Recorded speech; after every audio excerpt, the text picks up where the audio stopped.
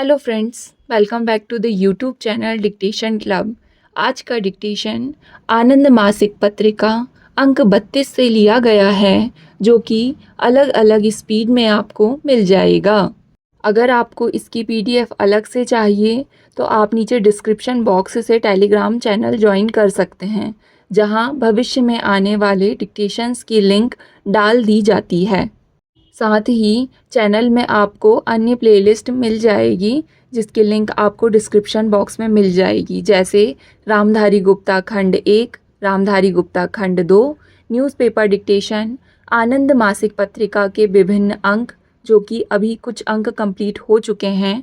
इसके अलावा आउटलाइन के शॉर्ट्स भी मिल जाएंगे। तो ज़्यादा समय ना लेते हुए डिक्टेशन स्टार्ट करते हैं 5 सेकंड के बाद।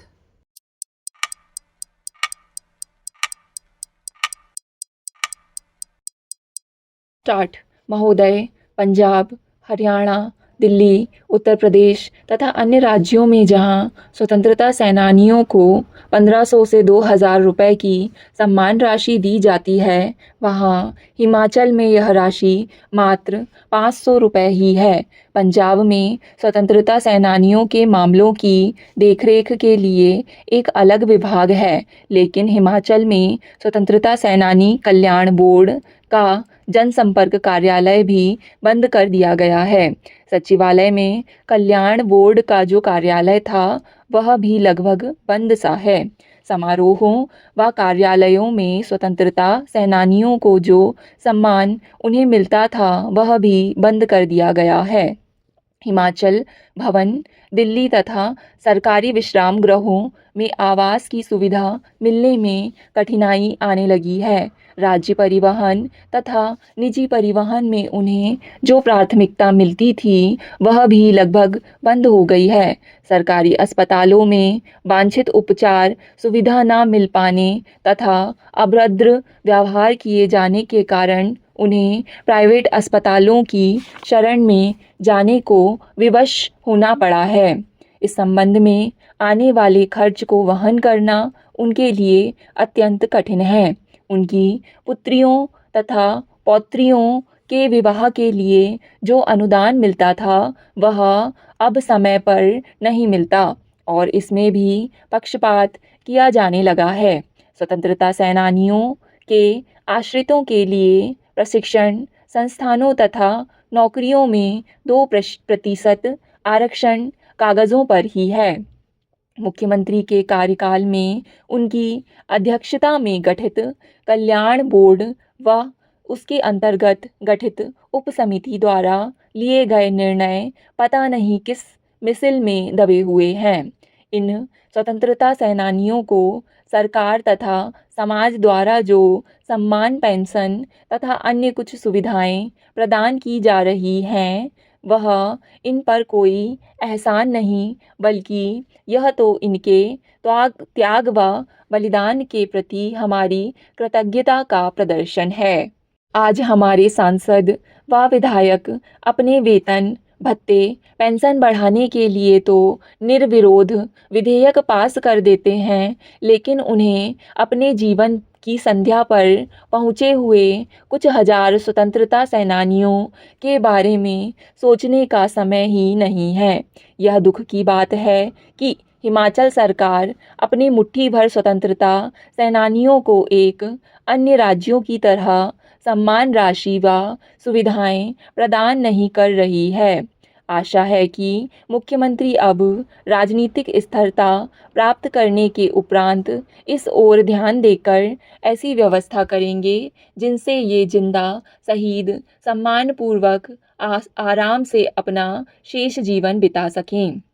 उपाध्यक्ष महोदय, 7 मार्च 1968 को संयुक्त राज्य अमेरिका, सोवियत संघ और ब्रिटेन ने जिनेवा में 18 राष्ट्रीय निरस्त्रीकरण समिति के सामने उस सुरक्षा आश्वासन संबंधी प्रस्ताव का मसौदा प्रस्तुत किया था, जो वह सुरक्षा परिषद में रखना चाहते हैं। इस मसौदे के प्रति सदन की मेज पर रखी गई है।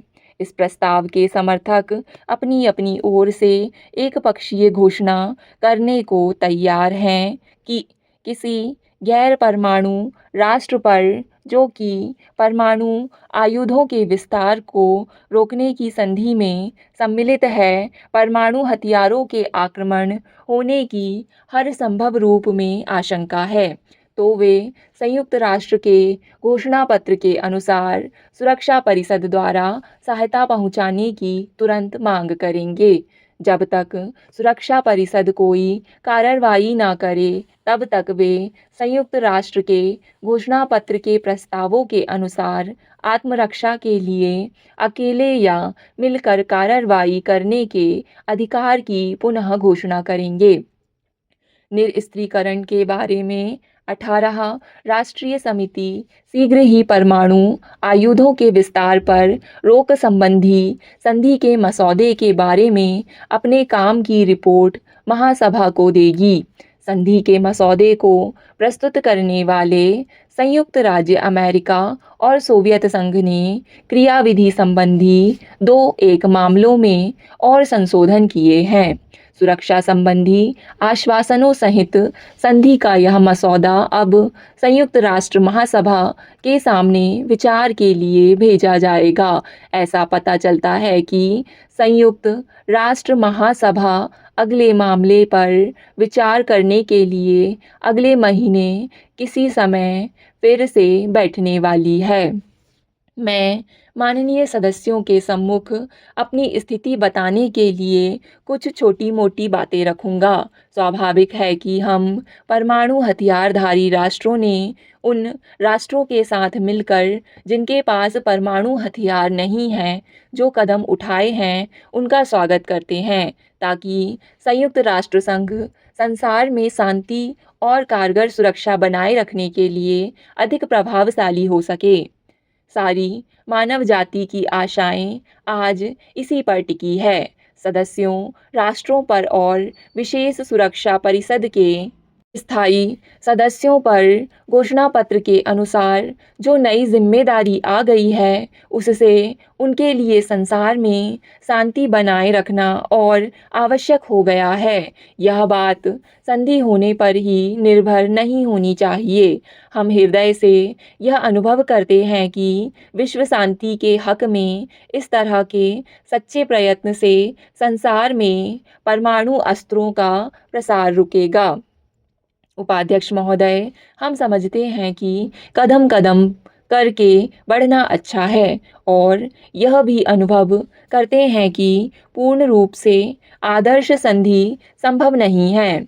फिर भी यह अपेक्षा करना उचित ही होगा कि 18 राष्ट्रीय निरस्त्रीकरण समिति, जो निरस्त्रीकरण के उपाय निकालने के लिए ही बनाई गई थी, इस दिशा में कुछ ठोस सुझाव सामने रखेगी।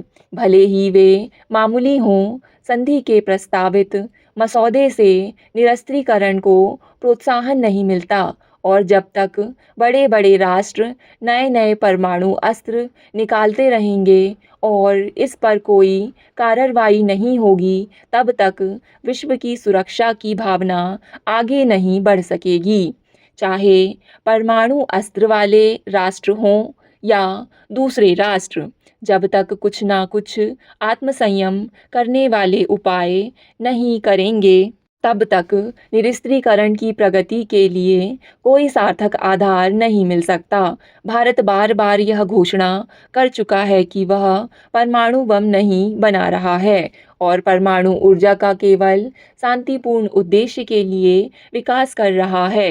सुरक्षा समेत समस्या के सभी पहलुओं का राष्ट्रीय दृष्टि से मूल्यांकन करके हम इस परिणाम पर पहुँचे हैं। एक माननीय सदस्य ने इस बात पर जोर दिया कि शांतिपूर्ण उद्देश्य के लिए परमाणु ऊर्जा के उपयोग की नीति को बदला जाए। स्टॉप।